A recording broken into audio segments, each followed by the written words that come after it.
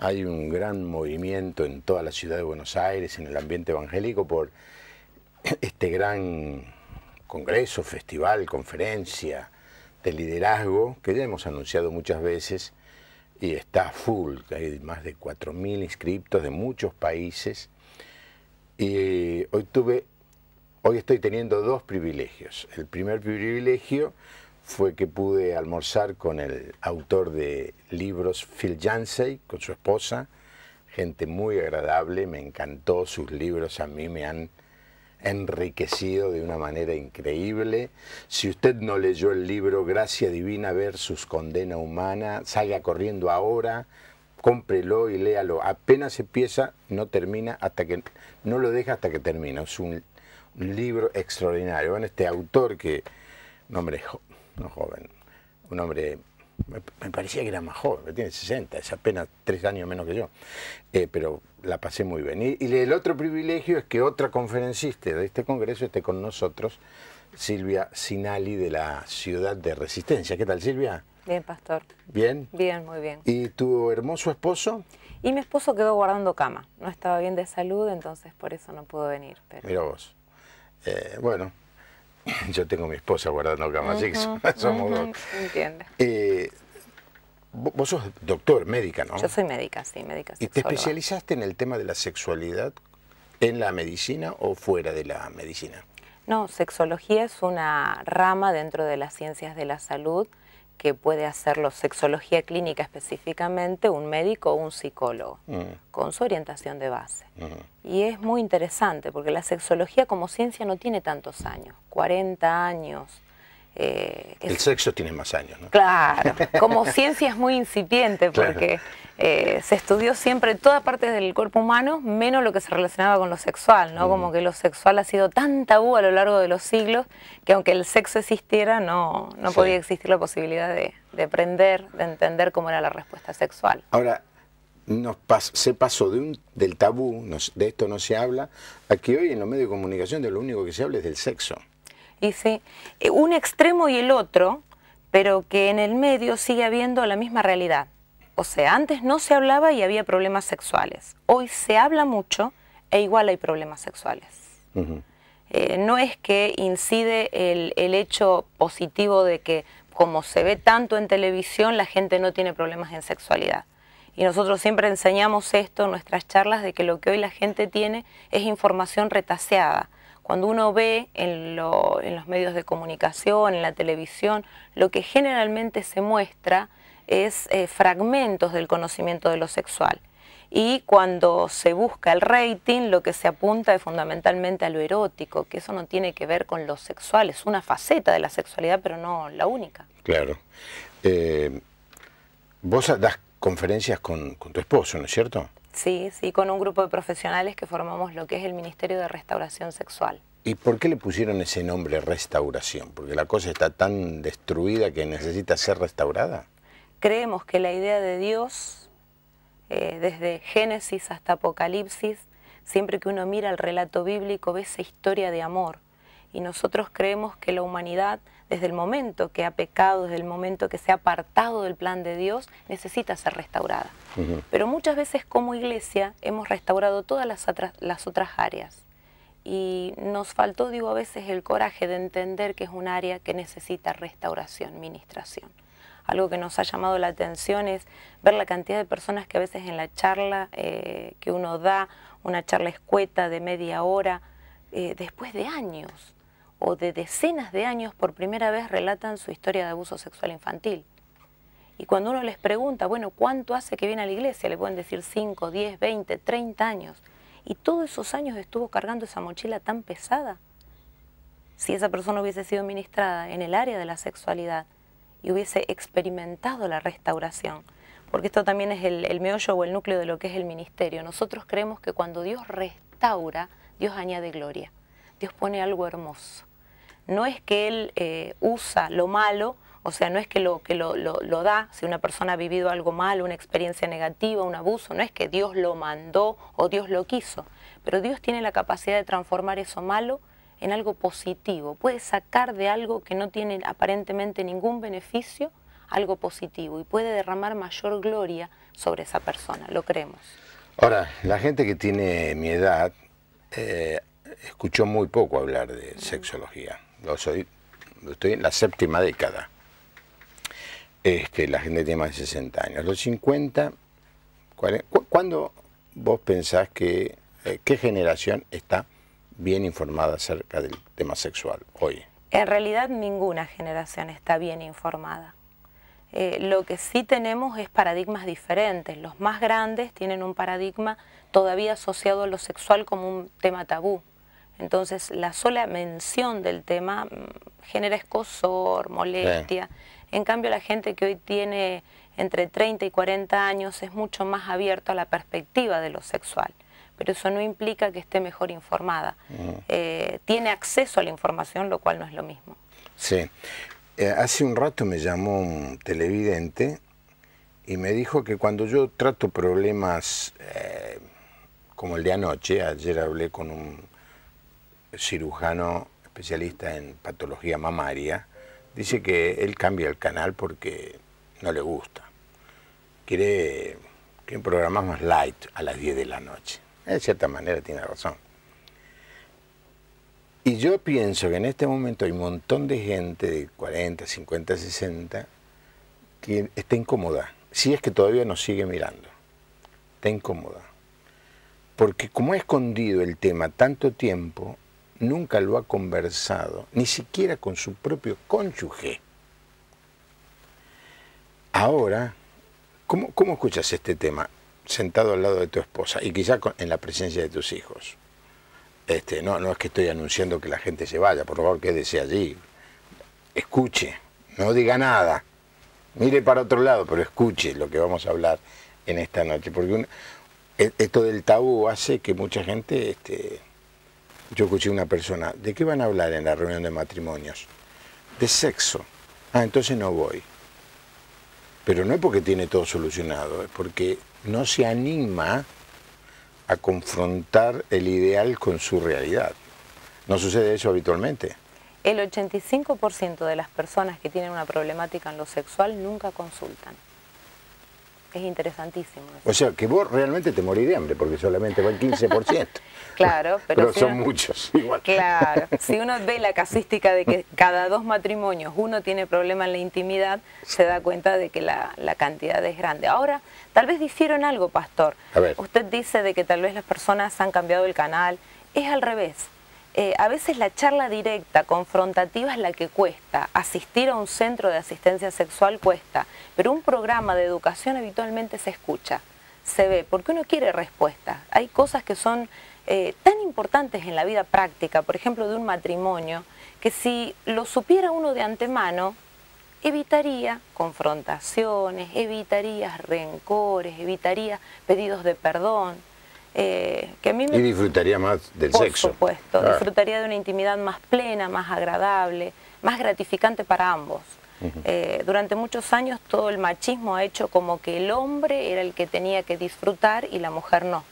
Con la liberación de la mujer ese paradigma cambió. Ella empezó a reclamar su deseo de intimidad o su deseo de satisfacción. Y eso trajo aparejado múltiples problemas, por ejemplo el de la eyaculación precoz.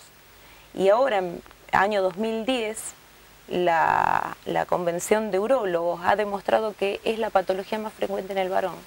El 35% de los varones terminan antes de lo que quisieran. A eso se le dice eyaculador precoz. Al hombre que no puede terminar cuando quiere, sino que eyacula antes. O sea, ¿Qué porcentaje? 35%. Bueno, yo creía que era peor. De los sexualmente activos es alto. Sí. No del total de los varones, sino de los sexualmente activos. Bueno, este va a ser el tema en esta noche. Espero que podamos recibir llamados, inclusive forma anónima, si alguien quiere hacer alguna consulta. La verdad que en el ambiente cristiano evangélico es un privilegio tener al matrimonio Sinali ocupándose de este tema. Son invitados a conferencias y bueno, a veces miro su página de internet y viajan más, no sé cómo hace para que la iglesia sobreviva, o capaz que la iglesia sobrevive porque ustedes viajan mucho. Pero es un privilegio y es, a ver, ¿cómo decir? es una posibilidad. Antes, yo mismo como pastor, cuando tenía un problema, como no soy un especialista, buscaba a quién referir, y no hay tantos. Ahora, gracias a Dios, hay cada vez más personas dispuestas a ayudar en este tema y la verdad es que son más que bienvenidas. Así que los teléfonos del programa son el 4568-6452, 4568-6667, y el teléfono para la audiencia de Rosario 607-5728. Hablemos un poco de cómo enseñarle, en principio, ¿no? Cómo enseñarle a nuestros hijos el tema de la sexualidad. Porque mucho comienza en que los hombres aprendíamos sexualidad en la esquina, no digo en el bar, yo nunca fui a un bar, pero con los amigos, en la escuela en todo caso, y no en la familia. Está bien. Cuando uno habla de sexualidad, pastor, tiene que ver todo el contexto, todo lo abarcativo que implica sexualidad. Sexualidad es género, sexualidad es identidad, sexualidad es relación sexual, pero no se limita solo a eso, es relación familiar. Todo eso queda enmarcado dentro de lo que sería sexualidad. Y cuando uno habla de sexualidad, todos hemos recibido educación sexual, pero de manera informal. Nadie se sentó y nos dijo, mira, las cosas son de esta manera, sino que uno aprendió por medio de silencios, de chistes con doble sentido, de los comentarios de los compañeros, de alguno que había visto o había pasado algo, pero nada más. Entonces esa educación informal es la que hoy trata de reemplazarse por la educación formal. ¿Cuándo empieza la educación de un niño? Desde el momento en que nace. Antes, con la preparación de la habitación, si es nena o nene, en las cositas que se le cuelgan según el sexo que tenga el bebé, en cómo la mamá tiene ciertas conductas y actitudes hacia su niño en el primer año. Por ejemplo, es normal que un bebé con 7 u 8 meses de nacido, cuando ya tiene coordinación motora, busque tocar sus genitales. Y ahí uno puede ver la actitud de los padres. Algunos papás lo toman con naturalidad porque es una coordinación motora, porque ha descubierto un sitio que le da placer y nada más. Pero otros, lo primero que hacen cuando ven el bebé que está tocándose sus genitales, chancho, saca la mano de ahí, cochino, eso no se hace. Ya nos está hablando de que los propios padres están inculcando sobre esa criaturita de meses actitudes contrarias a lo sexual, como que lo sexual estuviera mal. Y una de las ideas que tratamos de erradicar aquellos que estamos en el tema de lo sexual es sacarnos esa idea. ¿De dónde tomamos la idea de que el sexo era algo malo? Ni siquiera en la Biblia está así. No. Al contrario, nosotros siempre hacemos en las charlas y le decimos cuando uno lee el pasaje de Génesis capítulo 1, de que Dios creó al hombre y lo hizo de arcilla, todos podemos imaginar que Dios formó la cabecita, el bracito, todo, pero ¿quién se imagina a Dios trabajando en la entrepierna de Adán? Ese Dios santo, santo, santo al que uno adora el domingo. Nunca se me había ocurrido. Pero es así, entonces uno dice, el Dios que adoro trabajando en la entrepierna de Adán, más vale tenemos la concepción de que Dios se tapó los ojos, miró para otro lado, o le había sobrado un poco de barro y dice, ¿qué hago con este barro? Y bueno, no se le ocurrió mejor cosa, claro, lo tiró, pero sin mirar y como cayó quedó. Esa es un poco la idea que tenemos de lo sexual. Pero sí, bíblicamente dice que cuando Dios... porque dijo, vio que era bueno, ¿no? Lo interesante es que de lo único que habla del primer hombre y de la primera mujer, dice que cuando los creó, no dice si eran altos, petizos, gordos, flacos, no eran de qué raza, no habla nada de eso. Dice, los creó varón y mujer. El distingo fue en el ámbito sexual. Evidentemente para Dios el tema es muy importante. ¿Por qué no le damos nosotros importancia? Es muy interesante tu pregunta. Pablo de Tres Arroyos pregunta si ustedes tienen algún libro sobre sexo cristiano. Tienen varios. Hoy me trajiste el último, que tiene que ver, que lo voy a presentar, tiene que ver cómo identificar y ayudar a víctimas de abuso sexual. A ver si lo podemos poner. Inocencia robada es el título del libro que hoy Silvia me trae, que le recomiendo leer especialmente a todas aquellas personas, que son mayoría. La otra vez que viniste hablaste de un 70% de gente abusada de alguna manera, ¿es así? Es un poco menos. Un poco menos. Sí, sí. Bueno, inocencia robada. Entonces me acuerdo mal de algún dato. Tiene que ver con todo lo que es violencia, pero mencioname el nombre de alguno de los libros que hablan sobre sexo. Sí, tenemos una grilla bastante grande, creo que son 12 o 13 libros. Entonces, me gustaría, si es un joven el que pregunta, sí, sugerirle un libro de preguntas y respuestas, que se llama Lo que siempre quisiste saber y nunca te animaste a preguntar. Y comienza desde antes de encontrar una pareja hasta cómo es la sexualidad en el adulto mayor. Y todo es pregunta y respuesta. ¿Y cuál es la idea? ¿Y por qué hable de jóvenes? Está específicamente para un rango etario que no está muy acostumbrado a leer. O sea, hay chicos que no les gusta leer 17 páginas para saber si sí o no. Entonces la idea es, te va contestando las preguntas, y las preguntas que se hacen los chicos es las que están en ese libro. Nosotros hicimos ese material en base a las preguntas que nos hicieron los mismos jóvenes en una encuesta anónima en toda la Argentina. Entonces ese libro, que para nosotros es el libro azul, se lo recomendamos. Otra vez el título. Lo que siempre quisiste saber y nunca te animaste a preguntar. Qué bueno, muy bueno el título. Adriana Rosario tiene 50 años, pregunta, ella pregunta o dice que no tiene deseos sexuales, está casada y pregunta, ¿la depresión que sufre puede ser causa de ello? Sin lugar a duda. La depresión es un motivo para falta de deseo, de abulia sexual. Para que uno tenga deseo, tiene que haber ciertas condiciones. No es que el deseo tiene que estar de por sí, tiene que haber condiciones para que uno desee. Y en el hombre el deseo no es el problema tanto como en la mujer. ¿Y por qué? Y bueno, eso tiene que ver con su psicología, con la forma de acercarse o abordar la sexualidad. Para la mujer todo lo emotivo, todo lo que tiene que ver con la parte romántica. Por eso habitualmente le decimos a los hombres que hacer el amor dura tanto. Todo el romanticismo. Sí. Le sale el alma. Ah, me encanta el romanticismo. No existe un momento del día. Mi mujer no me cree cuando le canto esto. En que pueda apartarte de ti. Claro, es que el hombre puede haberse peleado con la mujer, discutido por los chicos, tenido problemas en el trabajo, pero va a la cama y quiere tener sexo.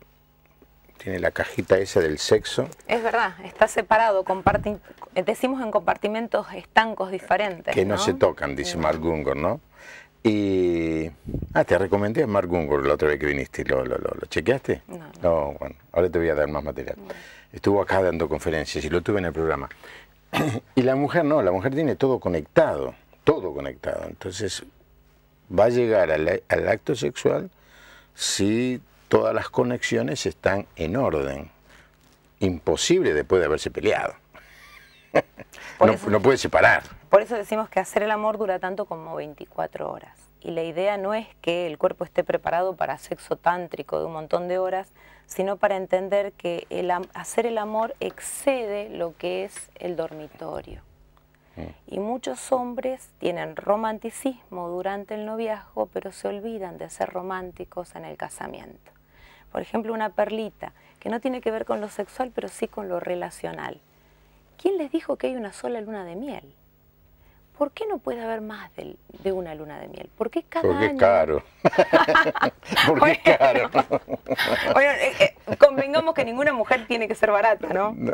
Entonces, sí, bueno, ahí tiene el desafío. No, es verdad, es verdad. Ahora, Adriana de Rosario hace una pregunta, alguna vez lo he conversado ya con otros médicos, pero lo cierto es que el deseo sexual se le llama líbido también, ¿cierto? La líbido. La líbido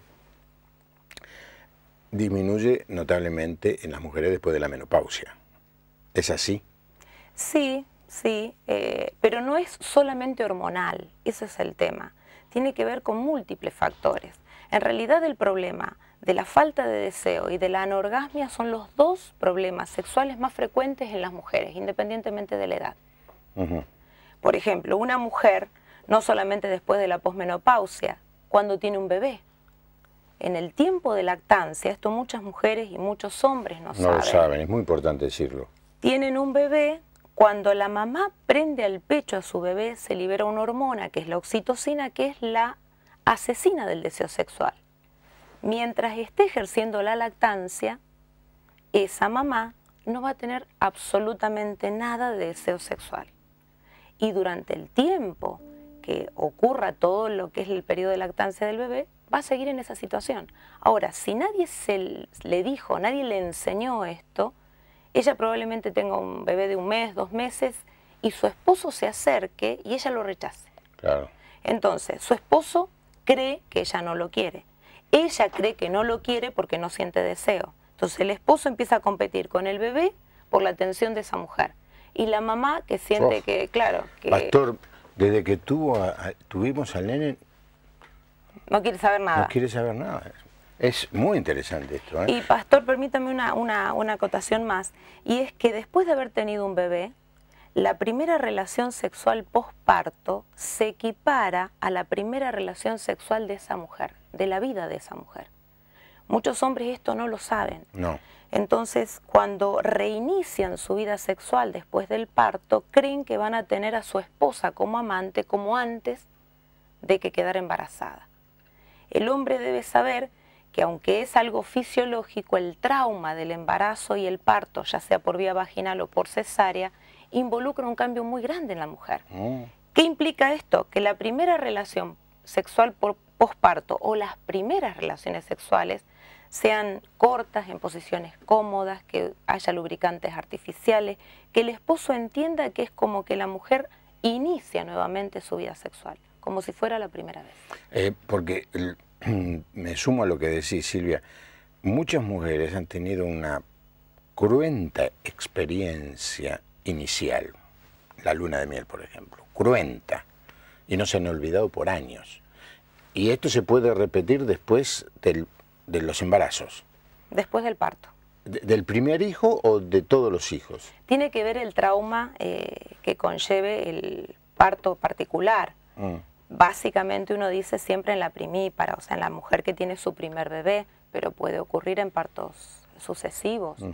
Por eso es muy interesante que el esposo sepa este dato, para que no genere en la mujer rencores que tal vez después no se puedan poner en palabras, pero que incidan, por ejemplo, en el deseo sexual. Edeva de San Lorenzo saluda a Silvia, tiene 73 años y nunca sintió tabú por el tema. Bueno, qué bueno, una buena familia, ¿cierto? Alberto pregunta cómo poder superar la impotencia sexual. Bien. Es interesante. Ya no se está dando mucho, ¿no? Sí, sí, pero tiene mejor perspectiva que, por ejemplo, la falta de deseo en la mujer. Hay una droga ahora en etapa de ensayo clínico para la mujer en la falta de deseo, pero todavía no está aprobada. En cambio, para el hombre hay alternativas. Cuando uno habla de impotencia, hoy día ya trata de, como es muy peyorativo el término, trata uno de erradicar eso y habla disfunción eréctil. La disfunción eréctil tiene distintas causas. En hombres jóvenes habitualmente es por la ansiedad, por el... estrés. Sí, por la ansiedad, por el rendimiento más en cuanto a lo que tiene que ver por el tema sexual. Entonces se dice que tiene un componente más psicológico que de otro tipo. En cambio, cuando la persona aumenta en edad, cuando el hombre supera los 50 años, comienza una curva increciendo con el tema de la impotencia. ¿Qué se puede hacer? Lo primero que tiene que hacer es ir a ver un urólogo. ¿Por qué? Hay enfermedades, y podría empezar un paso antes incluso, no el urólogo sino su médico clínico. Sí. Hay enfermedades que van a hacer su debut primeramente por una disfunción eréctil, como puede ser un problema arterial. Entonces, ¿cuál es la idea? Que esté atento, si empezó a sufrir en este último tiempo una disfunción eréctil, a su salud en general. Lo segundo es a un urólogo. Hay que tratar de descartar enfermedades sistémicas. Si el paciente está bien y la causa es psicológica, y ahí hay un dato que tal vez les sirva para los que nos están viendo, ¿cómo se hace el gran diagnóstico entre si es psicológico o es médico? Todo hombre tiene dos tipos de erecciones. Una erección voluntaria, que se relaciona con su erotismo, con su vida sexual, y otra, la nocturna. Nocturna, 2 o 3 veces, ¿no? Que es interesantísimo porque muchas mujeres a veces no lo conocen este dato. Me pasó hace poco en Rosario, que una señora ya casada por segundas nupcias, mayor, dice que se daba vuelta y sentía que su marido estaba dormido, pero que una parte del marido estaba despierta. Es un degenerado. Y vino preocupadísima, dice, hermana, por favor, dígame, dice, porque ¿qué le pasa? Entonces lo que le decía era simplemente, está experimentando las erecciones nocturnas. Todo hombre las tiene, desde que es pequeñito hasta que es muy, muy anciano. Cuando hay una disfunción eréctil orgánica, o sea, tiene un problema en su salud que está generando esa disfunción eréctil, lo que se pierden son esas erecciones nocturnas. Entonces, este dato le puede servir a un pastor, a un líder. Viene una pareja y le dice, cuando queremos no podemos. Entonces, uno lo primero que indaga es en este dato. De noche, ¿solés tener erecciones nocturnas? Cuando te levantás a la mañana, ¿tenés una erección matinal? ¿Las tenías antes? Se dice que antes sí, ahora no. Urgente un urólogo. Un urólogo. Muy bueno. Urgente. Alicia de San Lorenzo nos saluda y te manda saludos a José Luis. Bueno, Jorge de Tres Arroyos saluda también. Mira todos los días el programa. Gracias. Un joven de Rosario dice que le parece alto el porcentaje de 70 personas abusadas. Pregunta si no es muy alto. No, lo dije yo, no lo dijo la invitada. Yo lo he leído en la suma de todos los tipos de violencia, ya sea la violencia sexual, la violencia física, la violencia verbal, la violencia económica y la violencia psicológica. Pero puedo estar equivocado. En violencia sexual específicamente, sí, en lo que es abuso sexual infantil, así. Sí, ¿cuánto estamos? Estamos en el 40%, claro, sí, 41%. Bueno, le digo al joven de Rosario, 40 solamente sexual. Ahora, sí, hay mujeres que han sido abusadas psicológicamente por parientes o padres. Mujeres que han sido abusadas económicamente y las mataron de hambre. Que fueron, no, que están siendo. Y verbalmente, muchísimas, muchísimas. Desgraciadamente, hombres y mujeres también, ¿no? El muchacho crece con que el padre dice, sos un tarado, no sabes jugar al fútbol, no servís para nada, de esa violencia. Entonces me quedo con, si vos tenés 40 y yo 40. Te pongo el resto, estamos arriba de los 70. Sí, está claro, el joven de Rosario, que no dejó el nombre. Irma y Antonio Tonelo San Lorenzo mandan muchos saludos a la doctora Silvia. ¿Estuviste en San Lorenzo? Porque sí, hay 2 o 3 llamados de San Lorenzo. Sí, sí. En la iglesia del Redentor estuvimos ya hace años. Saludos a esa iglesia hermosa. Cantar no, yo al menos no. Bueno, gracias a todos los que llaman. Una señora en Formosa de 60 años pregunta cómo puede solucionar el problema. Un señor, perdón, ya. El problema de la eyaculación precoz. No dije señora y ya cuando leí el final, el problema que vos mencionaste, en 35%. El 35% de los hombres sexualmente activos tienen este problema. Lo interesante es que a mayor edad tiende a disminuir. Sí. ¿Por qué? Porque el hombre pierde esa urgencia eyaculatoria. Entonces tiene un buen pronóstico porque creo que tiene 60 años. Sí. Bien. Respecto a qué hacer, ahí es interesante porque muchas veces uno va a sitios no convenientes. Respecto de la eyaculación precoz, muchas veces se ha dado recetas o se juega con la salud de la gente. Vamos a hacer el caminito normal de una persona, un hombre que tiene este problema. Va y habla con un farmacéutico amigo y le dice, mira, me pasa esto. La mayoría de la gente cree que el eyaculador precoz tiene un problema en su excitación, o sea que está muy estimulado. Entonces, ¿qué le da? Le prescribe habitualmente alguna crema anestésica y lo único que le va a producir es la anestesia en los genitales de la esposa, pero nada más. Después dice, bueno, colócate varios preservativos juntos, tampoco eso funciona. Acordate el último partido, no sé, de Boca, quién estaba delantero, quién... Mientras empezás... Claro, entonces como una técnica de distracción, tampoco funciona. ¿Qué es lo que sí sirve? Hay distintas técnicas que son ejercicios que se hacen para que el hombre tome conciencia de, porque a pesar de que es un reflejo la eyaculación, hay un control a nivel cortical consciente. Entonces se hacen ejercicios con la esposa para que logre a nivel cortical entender cuándo es el momento que se va a desencadenar ese proceso. No es que hay mucha estimulación, sino poca estimulación. En realidad es la persona, el hombre que tiene eyaculación precoz, no disfruta de su intimidad, disfruta mucho menos. Y la esposa también. Entonces, habitualmente quien hace la consulta es el esposo, pero motivado por la esposa. Y con años de vivir esto.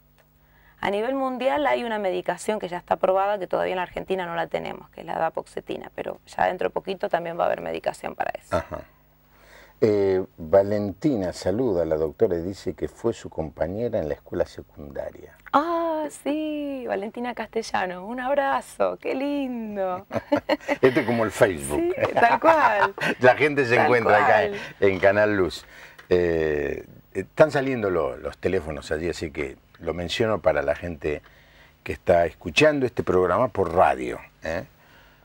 4568-6452, 4568-6667 y para la audiencia de Rosario 607-5728. Te hice la pregunta sobre los niños y después con las preguntas nos fuimos por otro lado. ¿Cuándo se le debe explicar? Porque los chicos preguntan, ¿no? Entonces los padres empiezan hay unos cuentos de Lelutier sensacionales de cómo los padres evitan explicarle cómo hicieron para que el hermanito viniera, ¿no? De dónde salió, y finalmente del repollo. Pero ¿en qué momento hay que explicarle el proceso a los niños? En realidad nosotros decimos, lo primero que tiene que entender mamá y papá es que debe perder el miedo por el tema. Cuando un chico hace una pregunta acerca de sexualidad, no se refiere exclusivamente a relación sexual. Ese es el miedo que tiene mamá y papá. Que si el chico pregunta cualquier cosa, que es un óvulo, que es un espermatozoide, lo que fuere, es porque ya uno tiene que darle la explicación de la relación sexual. Nada que ver. ¿Cuándo es la edad?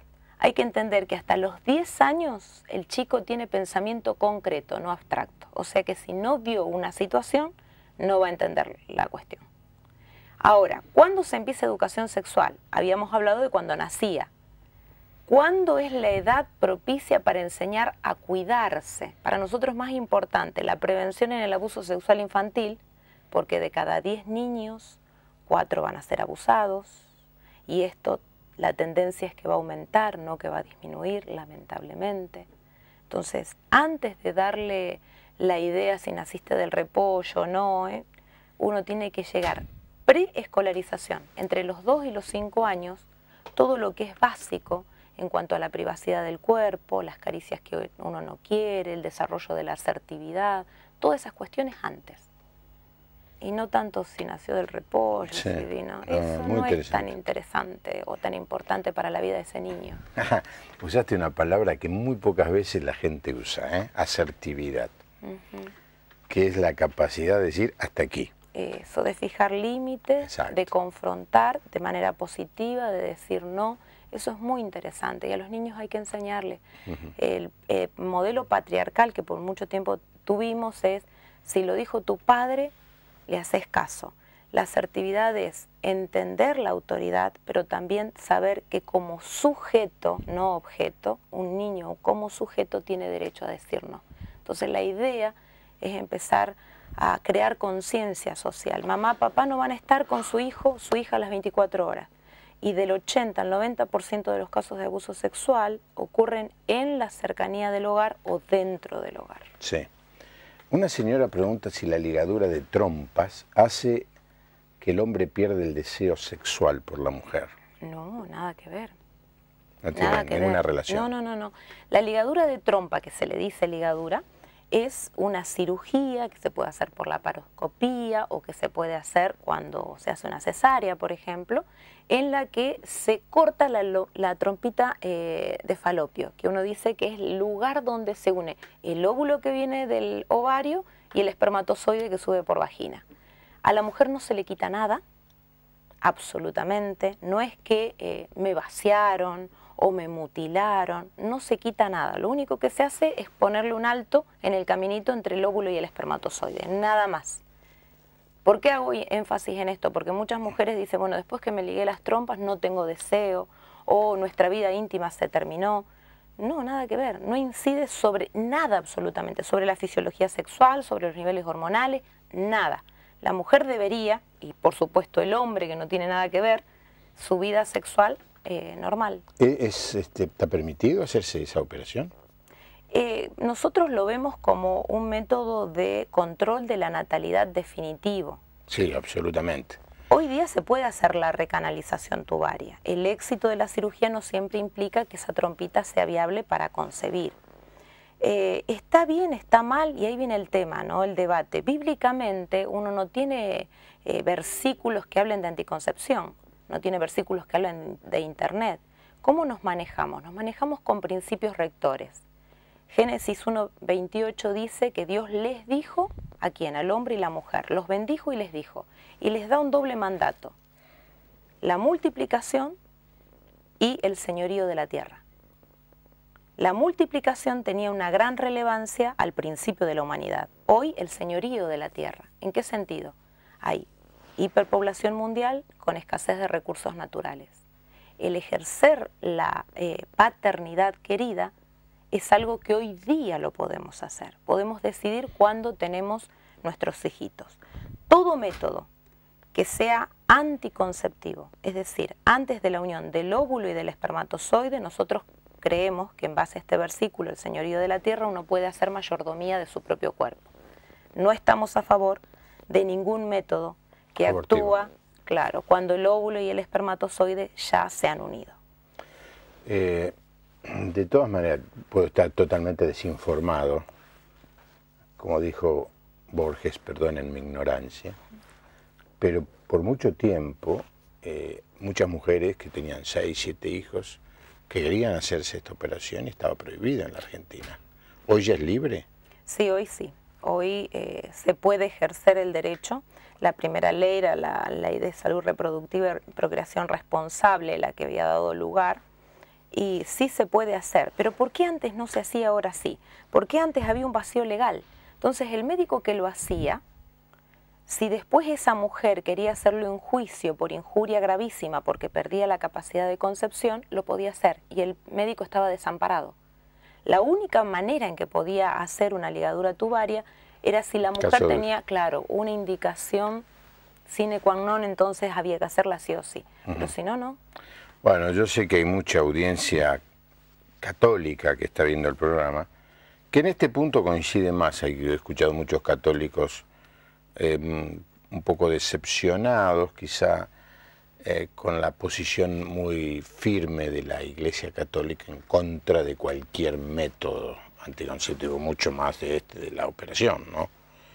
La Iglesia Evangélica en este sentido tiene una mirada mucho más progresista, si quiere, y la Iglesia Evangélica apoya el control de la natalidad, pero no lo promueve. Es decir, nadie da órdenes. Y yo en este momento estoy pasándome del otro lado, promocionando la maternidad, porque el mundo nos ha convertido en seres tan egoístas que hay muchos matrimonios que, pudiendo tener hijos, postergan, dilatan, ¿no? Estábamos hablando de esto con María Elena Mamarena el martes pasado. Yo creo que hay que hacer un sabio ejercicio del control de la natalidad, pero si hay alguno que está esperando por tener hijos, hermano, apurate, porque salvo que tengas un problema, si lo podés hacer y ya tenés 2 o 3, 4, 5 años casados, bueno, ya es el momento, ¿no? María Elena decía que con eso de que quieren tener el auto, terminar la carrera, realizarse profesionalmente, pasa el tiempo y después de los 30 empieza el problema de la... Pero lo que pasa es que el que no tuvo un hijo y no sabe ese amor especial no sabe lo que se pierde. A mí me pasó con una colega muy querida que me decía, mirá, yo ya estoy bien en su carrera, en todo, y dice, un bebé, y cuando quedó embarazada y tuvo su beba, dice, no hay amor más grande, ahora entiendo lo que vos me decías. Es el amor de papá, de mamá. Es imposible. Se lo pierden. Es imposible. La satisfacción de tener un hijo en brazos. Un señor dice que la droga para la eyaculación precoz ya se está comercializando en Argentina desde hace 3 meses a través del laboratorio Bernabó. Ajá. Mira vos, bueno. Buena noticia. Debes saberlo, ¿eh? Emanuel, de 23 años, es cristiano y líder de jóvenes. Cuando estuvo apartado tuvo una novia con la cual no pudo tener relaciones por pérdida de erección. Ahora que volvió al Señor piensa que es impotente. Y dado que no tiene experiencia sexual, no puede detectar si esto es así. Pregunta cómo consultar un especialista. Interesante, ¿eh? Tiene que Emanuel. hacer lo mismo, o sea, se puede determinar si existe un problema a nivel de los cuerpos cavernosos, tiene que ir a un urólogo o a un sexólogo. Existen formas de determinarlo, que no se preocupe. Sí, y no te desanimes, Emanuel, tenés toda la vida por delante. Ahora, vamos al tema de la juventud. Hoy los chicos se llaman la generación de la pantalla, ¿no? Tienen televisión, tienen computadora, tienen celular. Entonces, acceden naturalmente a una cantidad impresionante de mala información en general. Hay buena, pero hay muchas veces mala. ¿Qué consejo le daríamos? Que seguramente vas a dar ahora en esta conferencia que vas a dar acá en la conferencia de jóvenes. ¿Qué palabra le decís a los jóvenes? Mira, tenemos 2 cameraman bien jóvenes. ¿Qué tienen que hacer? ¿Qué tienen que leer? ¿Dónde tienen que buscar?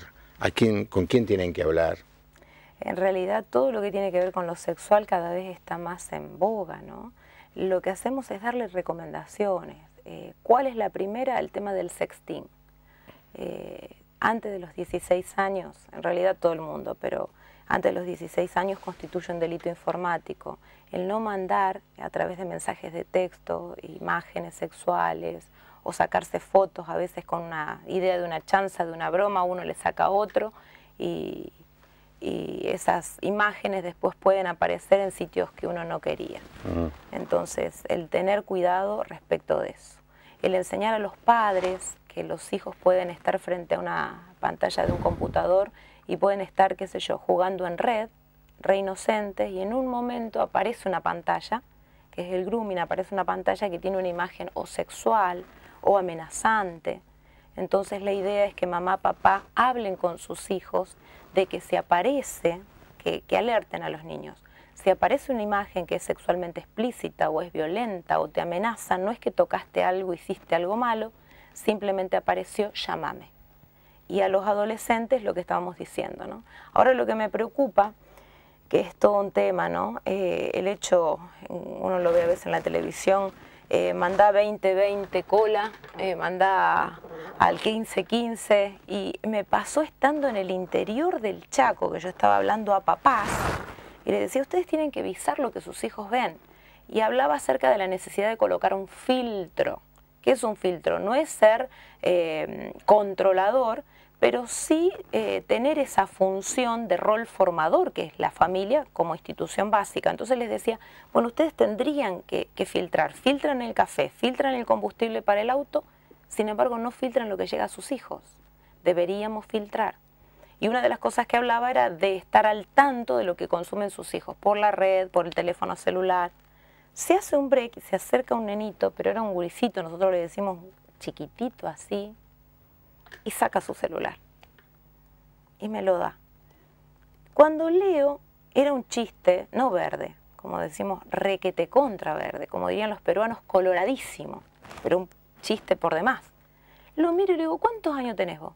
9. ¿Y vos entendés esto? Y me dice como carita así de pícaro. ¿Dónde están los papás? ¿Por qué llega información a esos niños y todavía no tienen edad? Estamos disminuyendo la edad de iniciación sexual, como que el sexo fuera todo. Cuando no hay responsabilidad para ejercer la sexualidad se transforma no solamente en problemas sociales, sino en angustias personales. Sí. Hay una dificultad en lo que estás diciendo, y es que ese chico de 10 años maneja la computadora y el celular con una propiedad, nació con el dedo ya preparado. Yo creo que se va a modificar la posición de los dedos ahora, porque está... Y el padre, vos decís que le pongo un filtro, si cuando escribe un email le tiene que decir al hijo que se lo mande, porque en ese sentido el avance tecnológico está tan grande y está tan acorde con el desarrollo de los chicos que muchas veces los padres pierden el tren. Yo le digo a los padres que pierden el tren, no lo pierda. Si necesita ir a un curso, vaya, instrúyase, practique, haga que su hijo le preste algún ratito la computadora en el día y aprenda hasta llegar a entender cómo controlarlo. Por ejemplo, hay una página en internet, un botón en internet que es historia. Es decir, yo puedo, por ejemplo, hace 3 o 4 días me metí en una página, no la encuentro. Voy a historia y me dice, tal día estuviste en esta página. Mirando eso, los padres pueden saber qué estuvieron mirando los hijos en la computadora, cada día. Así que hay que aprender a apretar los botoncitos. Claro, porque muchos dicen, bueno, el salto generacional, pero no es difícil. No, Yo tengo a mi papá, que ya es un hombre mayor, me manda mensajitos y aprendió, y uno lo pone detrás y aprende. Entonces mamá, papá, que tienen 40, 50, 30, ¿cómo no van a aprender? ¿Cómo no van a aprender? Sí. ¿Cómo no van a aprender? En general, sí, pero hay algunos negados. Elena de Tres Arroyos pregunta si una mujer a la que se le quitaron los órganos sexuales, entre comillas la vaciaron, puede tener deseo sexual. Sí, es interesante, porque el deseo sexual tiene que ver más allá del hormonal, claro. El órgano sexual más grande está en la cabeza. Sí. Ahora es interesante la forma en que lo expresa. Me vaciaron. Bueno, pero esa es la manera como las mujeres dicen, ¿no? Pero también tiene una connotación particular. Claro. Cuando le sacan la vesícula, nadie dice me vaciaron y le sacaron la vesícula. O cuando le sacaron el apéndice, nadie sale llorando porque me vaciaron, me sacaron el apéndice. Sin embargo, con lo que tiene que ver con la genitalidad hay un gran valor. Y no es esto para hacerla ni sentir mal, ni para que alguna persona piense que no es importante. Tal vez sería para que los médicos pensaran si todas las histerectomías son realmente indicadas y para trabajar sobre las pacientes antes de hacerse la histerectomía. Porque después tiene ese sentimiento de vacío, de negación de su feminidad, que es muy importante. Mira, vos sabés, un mensaje de vos pregunta, y la misma pregunta, se operó del útero, si pierde el deseo sexual hacia el hombre. No, ya contestaste que no. No. Lo que sí tiene que tener cuidados, como decíamos nosotros, es hay que ver si le sacaron el útero completo, la histerectomía total, o si le dejaron el cuello del útero. Tiene que seguir haciéndose los Papa Nicolau del fondo vaginal hasta los 70 años, que eso se sigan controlando. No es que le sacaron el útero y no va más al ginecólogo. Por favor, que sigan haciendo los controles, nada más. Pero después su vida sexual puede seguir. Si le ponen un poquito de ganas, romanticismo, un viajecito de luna de miel, una cena afrodisíaca, algo. Una señora tiene un matrimonio bien constituido y dice que su esposo sufre de herpes zóster. Va al urólogo, le dan vitaminas, pregunta si está bien el tratamiento. Difícil de saberlo, ¿no? Pero ese tipo de tratamiento... Sí. El herpes zóster es lo que se llama la recidiva de la varicela. Es el mismo virus. Tiene que ver con algo de su inmunidad. Sería bueno de que mire cómo está la inmunidad general de ese varón. Tal vez. Tratamiento no hay, uno da tratamiento sintomático, pero no existe un tratamiento específico para el herpes zóster en el sentido de curación. Sí, lo que se trata es la sintomatología. ¿Y en qué sentido afecta la sexualidad? Y hay que ver qué metámera, porque lo que afecta es una metámera nerviosa. Hay que ver qué metámera está afectando y le puede dar sensación de picor, dolor, adormecimiento, quemazón. Es muy molesto. Si es herpes zóster. Silvia, cuando vas a las iglesias y das estas charlas, en general, ¿qué respuesta encontrás? ¿La gente está dispuesta a escuchar o quiere hablar o es difícil que la gente exprese su necesidad? Y al principio cuesta un poquito. Sí. Cuesta hasta que ve que con José Luis nosotros somos de hacer muchos chistes y de reírnos mucho. Chistes sanos, pero hay tantas cosas para divertirse del día a día. Entonces cuando ven de que empezamos a reírnos y vamos compartiendo informaciones, empiezan a relajarse. Y siempre notamos el cambio, ¿no? En la apertura, el anhelo de hablar por primera vez su experiencia, de contar, de pedir ayuda, de un consejo para dónde ir. ¿No? Responde muy bien al final, pero al inicio siempre con esas reticencias propias. Mira, se nos está yendo el tiempo, pero vos sabés que me gustaría que le hablaras a los matrimonios ahora. Ahí está la cámara, no, si quieres me miras a mí. Pero estoy pensando en esa gente que no está funcionando bien. Y que en muchos casos la mujer ya lo ha tomado esto como un hecho consumado. Esto era en las películas, le pasará a los artistas, a mí no me pasa y bajo los brazos ya. Y el hombre más o menos, ¿viste? He estado trabajando con matrimonios y el hombre me confesó que se está masturbando, ¿no? Y alguien me dijo que es un fenómeno que se está dando mucho también en los casados, porque no terminan de congeniar, no terminan, quizá por falta de comunicación, por falta de conocimiento, pero yo sé que hay esperanza para todos, ¿no? Y me gustaría que le dieras una palabra pensando en esa gente a la que no le está yendo bien. Siempre hay un mañana mejor, siempre nosotros hablamos respecto de eso. Y en sexualidad lo que ocurre es que más vale malo conocido que bueno por conocer.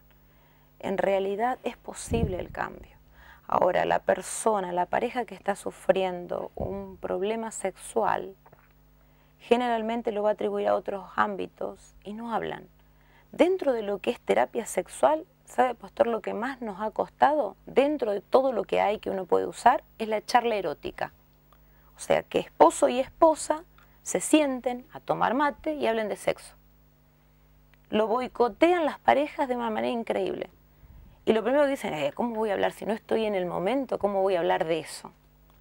Si no pueden hablar del tema entre ellos, imagínense hablando delante de un tercero. Entonces, ¿qué hacen? Asumen eso como su realidad. Hecho consumado. Y ahora, ¿qué le podemos dar? Tal vez más que un consejo, darle una página web donde ellos pueden encontrar muchas herramientas que tal vez les ayuden, les salven, no sé si el matrimonio, pero por lo menos la vida de tristezas. Y no sé si va a aparecer en la pantalla. Está apareciendo consulta. Ahí está, Placeres Perfectos. Placeres Perfectos. Ese es un sitio donde pueden consultar. Lo que hacemos nosotros ahí es educación sexual con valores cristianos. Nuestra idea es, a través del plan de Dios, Dios tiene una visión muy positiva de lo sexual. Nosotros, a través de los siglos, con oscurantismo, hemos traído cierta faceta negativa de lo sexual, pero no es la idea de Dios. Entonces ahí pueden encontrar muchas herramientas.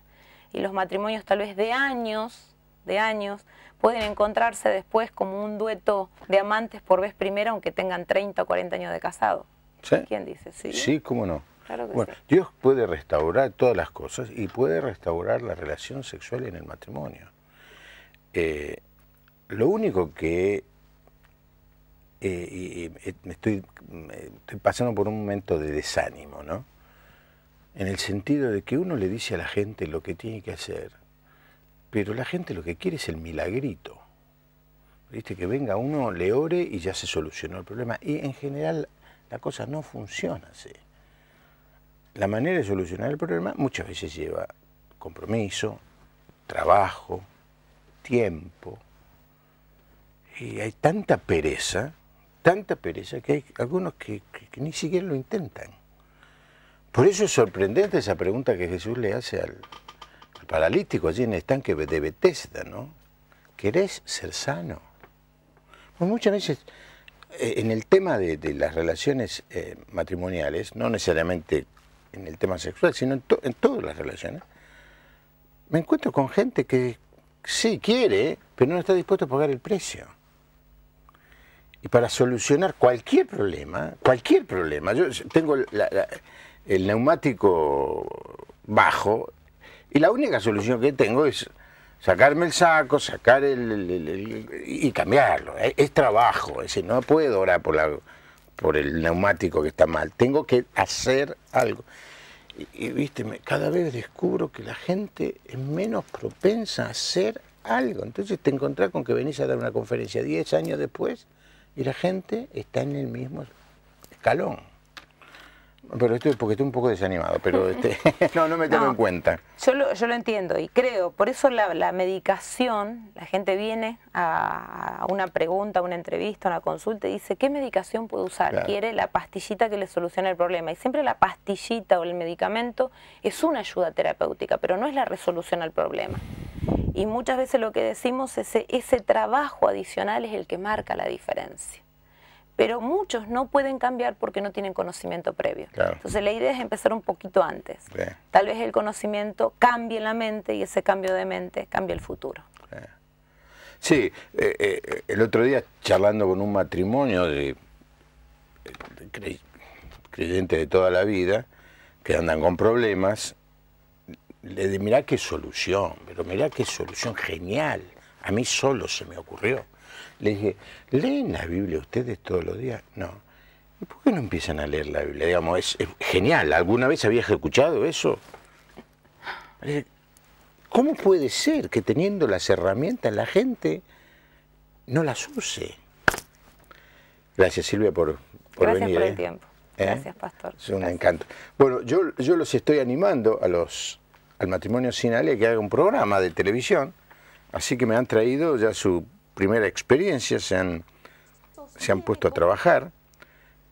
El programa se llama Consejos Prácticos para Aprender Sexualidad. Y bueno, yo voy a hacer todo lo posible, Silvia, para que esté en Canal Luz, a ver si alguno de los directivos de Canal Luz me está viendo. Creo que vale la pena tener un espacio en Canal Luz con el matrimonio sin Ale y está saliendo allí. Claro, yo digo, ¿qué pasó? Se cambió el saco. ¿Esa sos vos? Sí. Sí. No, sos más linda en vivo. Qué bien que estuvo. Ahí está tu marido. Ahí está José. El enfermo. El enfermito, le mandamos un saludo. Sí, debe estar mirando por internet, ¿no? Sí, ese es el más romántico de todos los hombres. Ay, ay, ay. Bueno. Es muy romántico. Bueno, te mandamos un saludo grande, José Luis. Muchísimas gracias. El tema a mí me apasiona porque, a ver, el sexo es la frutilla del postre, de la torta. Y tener este invento de Dios para gratificar la vida, alegrarla, hermosearla y no saber usarla es como tener una computadora y no usarla porque no la sé enchufar. Y me quedo corto en la metáfora. Así que es muy importante este tema y lo voy a seguir tratando cuantas veces pueda aquí en La Puerta Abierta. El próximo domingo voy a predicar sobre 3 características de un cristiano maduro. Así que si usted quiere ver el mensaje, escucharlo, a tu marido que está enfermo, que castigarlo y decirle que me escucha, www.lapuertaabierta.org a las 7:30 más o menos empezamos la transmisión. Yo empiezo a predicar eso de las 8 menos cuarto, por ahí. Y ya di una serie y recibí muchísimas respuestas y espero que este mensaje que habla sobre qué 3 cosas necesitamos tener en nuestra vida para ser cristianos prósperos, bendecidos. Este es el mensaje del próximo domingo. Pero usted o no tiene computadora o no me quiere ver, y tiene todo el derecho, asegúrese de ir con su familia a un lugar donde enseñen la palabra de Dios este fin de semana. Y prepárese el sábado para ir el domingo. El domingo empieza el sábado a la noche, por lo menos. Prepárese y vaya a la iglesia y mire si el pastor que está allí abre la Biblia, la enseña y la predica. Si hay mucha música y poca Biblia, háblele al pastor que cambie, porque usted necesita y su familia necesita ser enseñados en este libro, que es el mensaje de Dios para todos nosotros. Que tenga un buen fin de semana. Nos encontramos aquí el lunes. Que Dios les bendiga.